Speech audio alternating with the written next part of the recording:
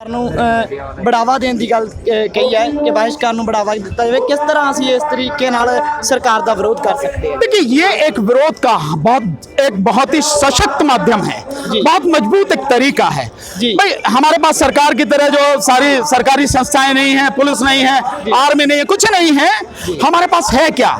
भाई, आप ये सामान बेच रहे हो, आप इनके लिए काम कर रहे हो, ये देश को गुलाम बनाना चाहते हैं और आप गुलामी को पक्का करना चाहते हो, तो भाई हम आपका सामान नहीं खरीदेंगे। बहुत सीधी बात है, आप बेचो।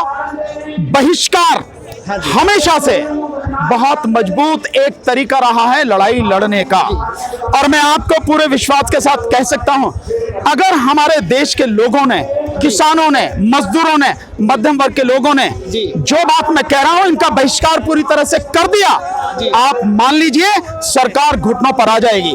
यही मोदी जी जो आज के तारीख में किसी की बात सुनने को तैयार नहीं है, यही आपके बीच में आके कहेंगे आपकी मांगे सारी मान ली। बहिष्कार इतना सशक्त माध्यम है, इसलिए हमें अंबानी के जितने भी प्रोडक्ट हैं, रिलायंस के जितने भी प्रोडक्ट हैं, अदानी के जितने भी प्रोडक्ट हैं, अदानी के जो भी सामान उसका हमें पूरी तरह से बहिष्कार करना है। और इसी तरह से लाला रामदेव के जितने प्रोडक्ट हैं, हमें इनको बहिष्कार करना है पूरी तरह से। तो रिलायंस का आप एक इसका फोन है जियो, हमें उसका पूरी तरह से बहिष्कार करना है। क्यों करना? इसका लॉजिक भी आप देखिए, मैं वैसे नहीं कह रहा कि क्यों करना। ये कौन लोग हैं? अंबानी, अडानी, ये वो लोग हैं जो इस सरकार के साथ में मिलके इस देश को गुलाम बनाने, इस देश की जनता को गुलाम बनाने और इस देश को पूरी तरह से तबाह करने के लिए काम कर रहे हैं। और हम अगर उनका सामान खरीदते हैं, इसका मतलब यह हुआ कि हम उनको सहयोग दे रहे हैं। इसका मतलब यह भी हुआ कि हम अपनी गुलामी के लिए अपने ही जो हमें गुलाम बनाने को तैयार है उसका घर भर रहे हैं। तो हम क्यों करेंगे भाई? अगर कोई व्यक्ति या कोई सरकार हमें गुलाम बनाने पर तुली है, हमें पूरी तरह से तबाह करने पर तुली है, हम एक भी पैसा उसको देंगे नहीं। और वो यही है कि हम उनका सामान नहीं खरीदेंगे। और मैं दावे के साथ कह रहा हूं, जिस दिन आपने जियो का सिम निकाल के फेंक दिया, जिस दिन आपने रिलायंस के पेट्रोल पंप से डीजल और पेट्रोल भरवाना बंद कर दिया, जिस दिन आपने रिलायंस के जितने भी 8,784 जो उसके डिजिटल के शोरूम्स वगैरह जो भी हैं, उसकी दुकानें हैं, उन पर आपने ताला लगवा दिया, बिग बाजार वगैरह जो भी हैं उन पर ताला लगवा दिया, जिस दिन आपने अडानी के फॉर्च्यून जो तेल है उनका उसको खरीदना बंद कर दिया, उस दिन लाला रामदेव के जितने प्रोडक्ट हैं उनको खरीदना बंद कर दिया, आप समझ लीजिए इनकी कमर की रीढ़ जो हड्डी जो है वो टूट जाएगी। और जिस दिन इनका व्यापार ठप हुआ, इनकी दुकानों पर ताले लगे, यही अपने आप मोदी से कहेंगे भाई जो किसान मांग रहे हैं उन्हें दे दे, हमें कुछ नहीं करना, नहीं तो और फंजिता हो जाएगा। ये स्थिति, इस आंदोलन में जो एकजुटता देखने को मिली है, सभी राज्यों के लोग एकजुट बैठे हैं, सभी झंडे एक जगह इकट्ठे हुए हैं, बहुत ज्यादा जथेबंदियां इकट्ठी हुई हैं, उसके बारे में क्या कहोगे? ये बहुत अच्छी बात है।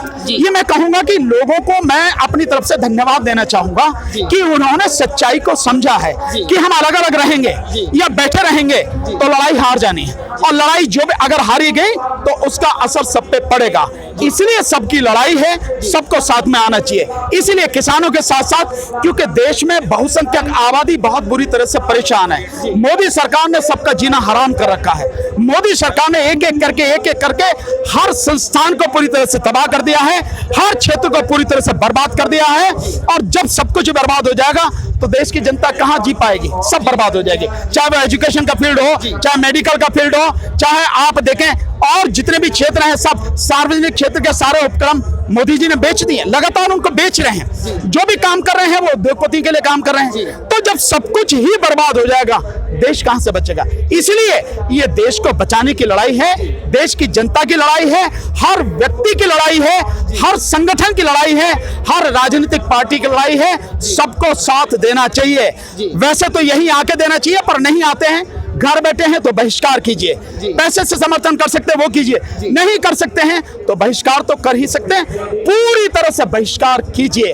और इतिहास इस बात का गवाह है, बहिष्कार का जिस समय नारा दिया गया था 1905 में, इस देश की जब आजादी की लड़ाई लड़ी जा रही थी, बहिष्कार का नारा दिया गया था, विदेशी कपड़ों की होली जलाई गई थी। तो आज ये जो देशी हैं, जो देशी लुटेरे हैं, जो देश को लूटने आए हैं और गुलाम बना रहे हैं, हमें इनका बहिष्कार करना है और ये हम ही कर सकते हैं। इसलिए इस आंदोलन को पूरी तरह से सफल बनाने के लिए जितने भी लोग साथ में आ रहे हैं, सब संगठन आ रहे हैं, सबका दिल से धन्यवाद, क्योंकि सबकी लड़ाई है। सरकार का अड़ियल रवैया तो आपने देखा ही है। पहले भी बहुत सारे जो आंदोलन खड़े हुए थे उनको कुचला है सरकार ने अपने तरीके से, अपने एजेंडे से।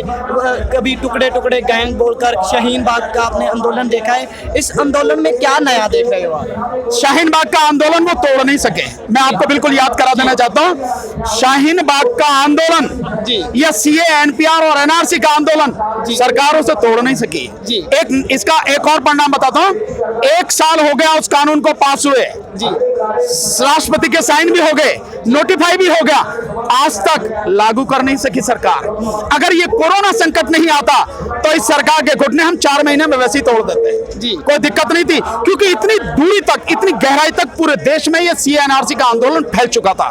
मैं खुद गया हूँ, कर्नाटक गया हूँ, पश्चिम बंगाल गया हूँ, छत्तीसगढ़ गया हूँ, झारखंड गया हूँ, बिहार गया हूँ, मध्य प्रदेश गया हूँ, जहां जहां आप देखिए बहुत गहरी उसकी जड़ें थी। आप अंदाजा नहीं लगा सकते सीएनआरसी के आंदोलन में यहां से बिहार, और बिहार में भी बेगूसराय, और बेगूसराय से भी 20 किलोमीटर दूर रात के 10 बजे 50,000 लोग, जिसमें लगभग 20,000 महिलाएं, वो सीएनआरसी के आंदोलन में थे। और ऐसा आंदोलन बिहार में ही तकरीबन 400 जगह पे था। पूरे देश में लगभग 1000 जगह पे वो आंदोलन था। उसे तोड़ नहीं सकी। कोरोना आ गया तो वो स्थगित हो गया। अब ये आंदोलन उससे कहीं ज्यादा मजबूत आंदोलन है जी। ये आंदोलन उससे कहीं ज्यादा संगठित आंदोलन है जी। और इस आंदोलन की सबसे खासियत ये है जी। कि सीएनआरसी वाले आंदोलन में वो हिंदू मुस्लिम करने की कोशिश करी थी और कुछ सफल रहे। इस आंदोलन में ना तो वो हिंदू मुस्लिम कर सकते हैं, ना धर्म को घुसा सकते हैं, ना ही जातिवाद को घुसा सकते हैं, क्योंकि किसान हर जाति का है, हर धर्म का है, हर प्रदेश का है। तो ये उन सबसे अलग है।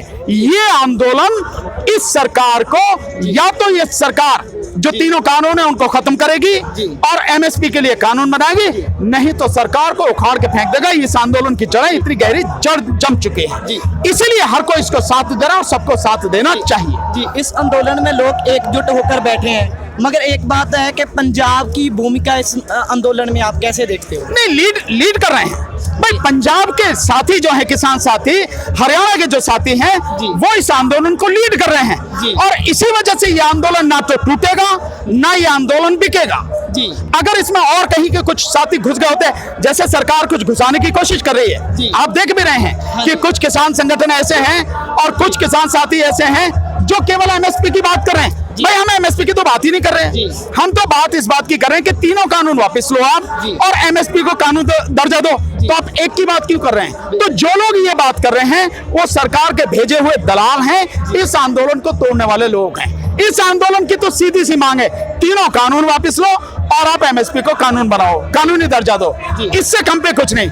इसलिए क्योंकि पंजाब लीड कर रहा है, हरियाणा लीड कर रहा है, ये आंदोलन सफल होगा और टूटेगा नहीं। इसलिए नौजवानों के लिए आपका कोई संदेश? बहुत सीधा सा, जवानी अगर बदलाव नहीं कर सके, टक्कर नहीं ले सके और तानाशाह सरकार को घुटनों पर नहीं ला सके तो जवानी नहीं है। और ये तो फिर पंजाब की जवानी, हरियाणा की जवानी, उत्तर प्रदेश की जवानी, मध्य प्रदेश की जवानी, महाराष्ट्र, बंगाल, पश्चिम बंगाल और आप देखें कर्नाटक, तमिलनाडु, कहां कहां के पूरे देश के नौजवान इस आंदोलन में जुड़ते जा रहे हैं और सबको दिख रहा है इस आंदोलन में जितना भी काम कर रहे हैं नौजवान ही कर रहे हैं। वो कपड़े भी धो रहे हैं, वो झाड़ू भी लगा रहे हैं, वो लंगर भी बना रहे हैं, वो सबको जो है खाना भी खिला रहे हैं और यहाँ भी पानी सर्व कर रहे हैं। तो जवानी जिंदाबाद और जवान हमेशा जिंदाबाद रहेगा। ये किसानों की, जवानों की और इस देश के सभी लोगों की लड़ाई है। नौजवानों को मेरा सिर्फ इतना ही संदेश है, अपने घरों में जो भी टीवी हैं ताले लगा दो उन पर, कोई टीवी रिचार्ज कराने की जरूरत नहीं है। अपने सिम जियो के हैं बदल दो उन्हें। कोई भी रिलायंस का सामान, कोई भी अंबानी का, अडानी का सामान, अंबानी का सामान, कोई भी लाला रामदेव का सामान, पतंजलि का खरीदने की जरूरत नहीं जी। और पूरी ताकत से इस आंदोलन में साथ देने की जरूरत है जी। आ सकते हैं, बहुत अच्छी बात है, नहीं आ सकते हैं, जो मैंने तरीके बताए इसके हिसाब से आप साथ दें। अगर आप साथ यहाँ खड़े होंगे उसका कुछ रुतबा ही अलग होगा, उसकी ताकत ही कुछ अलग होगी। और भाई, मुझे भी देखो मेरे साथ कितने लोग हैं, हम जैसे नौजवान साथ में हैं तो जवानों को डरने की क्या जरूरत है जी। सब लोग इकट्ठे होकर लड़ाई लड़ेंगे और जीतेंगे जी। सर, बहुत धन्यवाद आपका हमें समय देने के लिए। Thank you.